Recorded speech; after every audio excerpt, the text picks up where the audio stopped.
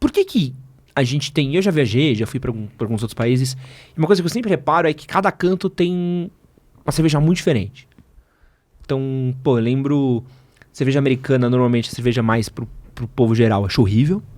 Apesar das artesanais deles serem ótimas, mas a cerveja mesmo horrorosa. A nossa, cerveja mais aguada. Quando eu morei em Londres, bizarro, assim, um monte de coisa. Cerveja muito forte, quente. Por que foi mudando tanto a cultura se os elementos são tão parecidos da cerveja, assim? Quanto que você acha que o fator de cada país, cada tradição afetou o consumo e a produção da cerveja? A tradição de cada país afeta 100%, né? Eu acho, a produção de cada cerveja. Acho que você tem o gosto local, você tem a temperatura local. E lá atrás, quando esses estilos eram produzidos, também a gente não tinha globalização, né? Então, assim, era o que era produzido de lúpulo, malte e as tecnologias desenvolvidas localmente que eram utilizadas.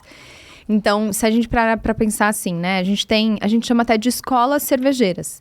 A gente considera 4 atualmente, que são a escola alemã, inclui também República Tcheca e Áustria, tá? A escola inglesa, que inclui também Irlanda e Escócia. A escola belga, que inclui um pouquinho de França. E aí a do Novo Mundo, que é mais recente, que seria a escola americana de cervejas. Então, se a gente pegar as 3 do Velho Mundo, né? Esses estilos de cerveja, eles foram se modificando ao longo do tempo. E o formato que a gente tem deles hoje são muito recentes, tipo século XX. Tá. Por quê? Porque tudo isso dependeu de tecnologias que foram se desenvolvendo. Então, lá atrás, a gente falou de um adendo aqui só. Eu já volto para lá atrás. Mas a gente falou de leveduras. Existem também vários tipos de leveduras, tá? Existem 2 grupos principais de leveduras que a gente chama de ales e lagers. Tá. E que aí são 2 subgrupos que geram estilos de cerveja diferentes. Então, as ales são leveduras de alta fermentação, que a gente chama, que fermentam a temperaturas mais altas, em torno dos 20, 18 graus. E as lagers são temperaturas de baixa fermentação, que fermentam a temperaturas mais baixas, em torno dos 10 graus. Por que eu tô falando isso? Porque as lagers, que são estilos de cerveja como Pilsen, como muitos estilos alemães, como a cerveja tipo Munich, né? Que existe, escura, tem Munich Helles, Munich Dunkel, tem Bock, por exemplo, estou citando alguns mais conhecidos, a Oktoberfest, tá? São estilos de cerveja que só conseguiam ser produzidos durante o inverno, porque por seleção natural dos micro-organismos no ar, eles conseguiam produzir cervejas assim. O que essas cervejas têm de diferente das ales? No geral, as lagers são cervejas mais, se é que eu posso chamar de limpas, porque essas leveduras, elas basicamente transformam açúcares em álcool e gás carbônico, e o que aparece em termos de aroma e sabor na cerveja é mais malte e lúpulo, tá? As ales, que são as leveduras de alta fermentação, além de álcool e gás carbônico, elas produzem muitos compostos aromáticos. Então, são cervejas normalmente mais complexas, mais frutadas, especiarias e tal. Então, dependendo da época do ano e da região onde essas cervejas eram produzidas, eu tinha ales ou lagers, né? E aí eu só consegui produzir lager em alta escala quando teve Revolução Industrial e teve o descobrimento do compressor e da refrigeração artificial. Né? Então, a gente está falando em século XVIII. Caraca, então você devia ter uma brisa que devia ter só uma época do ano e depois esquece. Então, os alemães, o que eles faziam? Eles faziam, né, as cervejas em caves subterrâneas. E aí, durante o inverno, eles pegavam muito gelo, desciam para essas caves para manter lá debaixo fresco o período mais longo possível, né, para elas maturarem. E até uma história curiosa, você já deve ter ouvido falar em Biergarten, que são... Não? Não? Biergarten são os famosos jardins de cerveja alemães, né? São aqueles locais ao ar livre que eles plantam grandes árvores e aí tem aquelas mesonas, assim, de madeira, que todo mundo senta junto, bebendo cerveja e tal. Eu já vi isso. Já viu? Não sabia o nome. Chama Biergarten. Ou Biergarten, o pessoal fala em inglês também, né? Mas eles nasceram porque onde tinham essas caves subterrâneas, eles começaram a plantar árvores em cima para fazer sombra e ficar mais fresco lá embaixo. E aí depois as árvores cresceram e com o tempo, era subir a cerveja só. Caraca, então, que irado. Nossa, que iradaço. É legal, né? Então, assim, a gente tem que parar pra pensar que as coisas foram... As coisas como são hoje são muito recentes, né? Tem, sei lá, 200, 300 anos no máximo. Não, e devia ter a gente tá falando de 10 mil. E devia ter uma coisa muito louca, que é uma coisa que eu também... Você falou e eu comecei a imaginar. Por exemplo...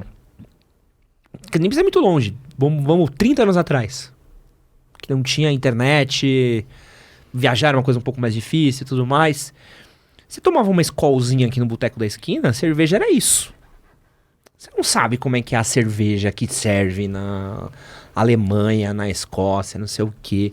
O acesso das coisas do mercado era muito mais difícil de chegar, era muito mais caro, era muito mais... Você não via opinião, você não via falar. Então cerveja é o que a gente tinha.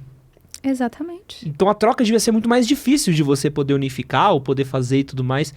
Então devia ser cada um devia estar fazendo o seu jogo, né? Com o que tinha, né? Exatamente, cada um fazia o que tinha. Então, os ingleses, por exemplo, eles fermentavam, eles não tinham essa coisa tanto de caves subterrâneas. Eles fermentavam mais no ambiente terrestre, né? Não subterrâneo. Por isso que a ale é um pouco mais quentinha?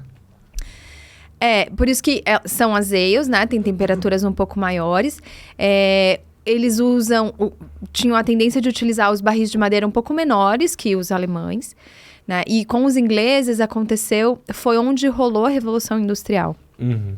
Durante a Revolução Industrial, eles tiveram uma massa trabalhadora muito grande. E essa massa consumia cerveja também, né? Então, teve um grande aumento de produção, tanto para consumo local quanto para exportação, porque a Inglaterra era uma grande potência, né, mundial. Então, para exportar, por exemplo, lembra que eu falei que o lúpulo tem aquele poder conservante? Uhum. Então, foi uma coisa que eles fizeram testes e eles foram aumentando a concentração de lúpulo nas cervejas inglesas para aguentar o período de transporte até as colônias para onde eles levaram. A própria India Pale Ale tem um pouco a ver com isso, né? Como o estilo se formou. Porque os ingleses que iam para a Índia queriam consumir cerveja inglesa lá. E aí era de 4 a 6 meses de viagem. Cervejinha maturando ali. E aí precisava de lúpulo. Então, por que no geral as ales inglesas são mais amargas também, né? Por isso, porque eles utilizavam mais lúpulo por uma necessidade também de transporte. Então, tudo tem um porquê, sabe, na história, assim. Por que são mais escuras? Porque a tecnologia para um preparo de malte clarinho, que eu consigo secar com temperatura mais branda, né, controlado, também é super recente. Antigamente, eles secavam o malte muito com até o fogo direto. Então, a maioria das cervejas tinha um aroma defumado. E aí, primeiro, eles conseguiram tirar o defumado, né? Com uma secagem diferente, com a ausência de queima da madeira e fogo em si. Mas não era tão controlado, então o malte ficava mais escurecido. Então, as cervejas, consequentemente, ficavam de âmbares a marrons. E aí, conforme eles foram melhorando as técnicas, as cervejas foram ficando mais claras. Então, a Pale Ale ganhou esse nome porque foi a primeira cerveja pálida que veio depois das Porters e Stouts. Caramba. E a cerveja bem clarinha mesmo, né, que foi a primeira que eles conseguiram fazer bem clara, foi a Pilsen Tcheca, que nasceu na cidade de Pilsen, na República Tcheca. E aí a gente tem 1642. Uau! São umas datas meio emblemáticas, assim. Então, até que não é tão recente, mas olha só em 1642 eles conseguiram... tem a questão da água local, mas também da tecnologia para secar malte, conseguir fazer um malte clarinho e uma cerveja dourada, brilhante e tal. E quem foi que cismou de meter um milho na cerveja brasileira? De onde que veio isso? Então, isso foi influência americana, na verdade. É mesmo? Quando a cerveja veio para o Brasil, através dos portugueses e dos holandeses, tá? Quando vieram para o Nordeste, né, com os holandeses, e aqui mais para o Sul com os portugueses. Que ano mais ou menos a breja chegou aqui? Ah, é pouco tempo. Os holandeses vieram em 1600 e pouco, né? Tá. E como os portugueses, eles trouxeram consigo, vieram vários tipos de bebida, então, mas que começou a produção local, a gente tem registro mais com os holandeses do que com os portugueses, né? Mas assim, foi uma influência mais da escola alemã que veio. Então, vieram as Pilsens, mas a Pilsen alemã, a Pilsen tcheca, ela é muito mais amarga, né, do que a gente chama de Pilsen. E é 100% malte de cevada. Não tinha a questão do milho ou do arroz. Essa foi uma questão que começou nos Estados Unidos. Foi durante... A gente tem um período, né, complicado ali nos Estados Unidos depois do pós-guerra. A Segunda Guerra Mundial teve uma grande influência. As cervejarias, muitas cervejarias fecharam. E teve o período de lei seca nos Estados Unidos, né? Esse período foi muito emblemático, acho que para todas as bebidas alcoólicas. Para a coquetelaria foi um momento de renascença, né? Mas para cerveja, as cervejarias todas fecharam. Algumas começaram a produzir refrigerante para sobreviver. E algumas se mantiveram, então. Quando acabou a lei seca, as poucas cervejarias que tinham conseguido se manter vivas produzindo outras coisas, iam voltar a produzir cerveja num cenário socialmente muito diferente. Foram 15 anos de lei seca, em que a gente tem outra geração se formando, né? E que não está mais acostumado aos sabores de antigamente, porque o que a gente tinha nos Estados Unidos antes da lei seca eram principalmente ales inglesas. Quando se retoma essa produção, o que os americanos consumiram durante a lei seca, né? Refrigerante, Coca-Cola. Foi o boom da Coca-Cola. Então, eles estavam acostumados com uma bebida doce, bem carbonatada. Então, foi meio que uma analogia, assim, pro cervejeiro, de trazer um produto, porque ele estava enforcado, né? Fazia 15 anos. Vendendo num porão, né? Então, ele queria, lógico, fazer dinheiro, precisava disso e precisava vender uma coisa que a massa gostasse. Voltar a fazer stout porter não ia rolar. Então, eles pegaram um produto que era pouco amargo, bem carbonatado, claro, e para baratear, utilizaram um pouco de matéria-prima local. Então, substituíram parte do malte de cevada por arroz e ou milho. Tá. Né? E aí, o arroz e o milho deixam a cerveja com menos corpo, menos sabor de pão, de cereal, né? E mais leve e refrescante. E foi um grande sucesso, né? Porque foi uma bebida alcoólica que voltou e que se aproximava um pouco do que essa nova galera estava bebendo nos últimos 15 anos. E aí foi depois disso que vem com mais intensidade a globalização e tal. E aí isso veio para o Brasil também, então. E aí vem com uma opção de baratear o custo de produção e ao mesmo tempo... aí vem a história do... O que vem primeiro, o ovo ou a galinha, né? Que o pessoal fala, é mais barato... a cerveja é assim porque é mais barato ou é porque o povo gosta que se faz mais barato, né? Fica aquela coisa... Mas realmente caiu no gosto da grande massa da população.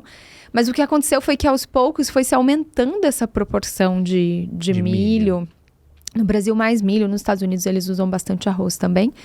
E aí, a cerveja foi se descaracterizando, né? Foi ficando... esse estilo, American Lager, ele foi ficando cada vez mais neutro em termos de aroma e sabor. E aí, é o que a gente fala, não deixa de ser um estilo. Tem o seu aspecto cultural. Então, até se falar, qual a cerveja cultural do brasileiro? É American Lager. Né? A gente chama de Pilsen, mas American Lager.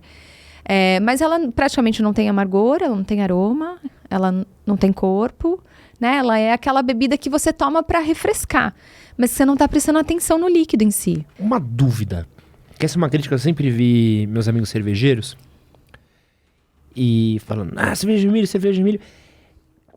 É uma pergunta polêmica, Kátia, mas é necessariamente ruim? É necessariamente menos melhor ou alguma coisa... Se pessoas tomam, se é um gosto muito específico, é algo ruim ela ser feita de milho ou não? É bem polêmico, realmente, esse assunto. Assim, eu tenho duas Eu não sei se são duas visões, mas assim, a gente pode olhar isso de duas formas. Uma é essa, como eu falei, né? Que eu acabo agregando tanto milho que eu fui descaracterizando o produto original e deixando ele muito leve e muito neutro. Por outro lado, eu estou usando o ingrediente que é mais abundante nacionalmente, né? Que acaba valorizando um pouco mais, de certa forma, o nosso produto, a nacionalidade e tal. Mas eu posso fazer isso de outras formas. Então, tem estudos aí também para fazer uma cerveja 100% de milho, por exemplo. Hoje no Brasil não seria legal, não cabe dentro da nossa legislação. Mas, sei lá, cerveja especial, não sei. Aí teria Rural, alcoólico, assim. Teria que arrumar uma brecha nisso.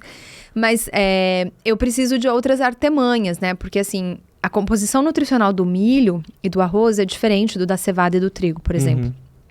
Então, principalmente a questão da concentração de proteínas é bem menor.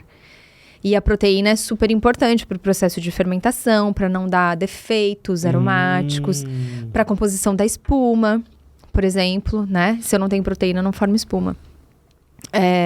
Então, tem um monte de aspectos que precisam ser driblados aí, talvez com outros ingredientes, com aditivos e tal, para conseguir fazer. Mas tem bebidas tradicionais, você já ouviu falar da chicha? Não. A chicha é uma bebida andina.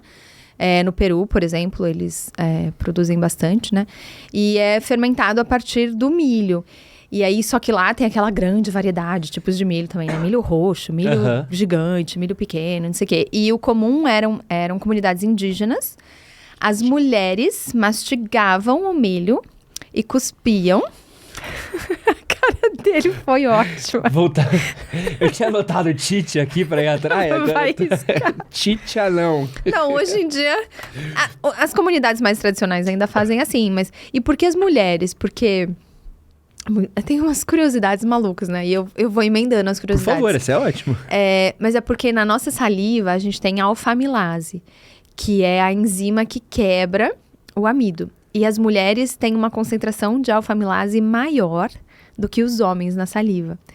Você acha que os caras sabiam da alfamilase em 1600 e alguma coisa? Lógico que não. Lá pra... Mas eles devem ter percebido que quando elas mastigavam, ficava melhor do que quando eles mastigavam. Caraca. Isso é tudo tentativa e erro. Então, as índias mastigam o milho, cospem, e aí é feito uma bebida fermentada à base de milho, que seria uma cerveja. Vai. Curar o alcoólico, é isso? Caraca. Basicamente. E aí eles adicionam frutas também, frutas, ervas e tal, vão saborizando, assim. E é uma coisa super tradicional. Você viu que a Kátia respondeu e não respondeu, né?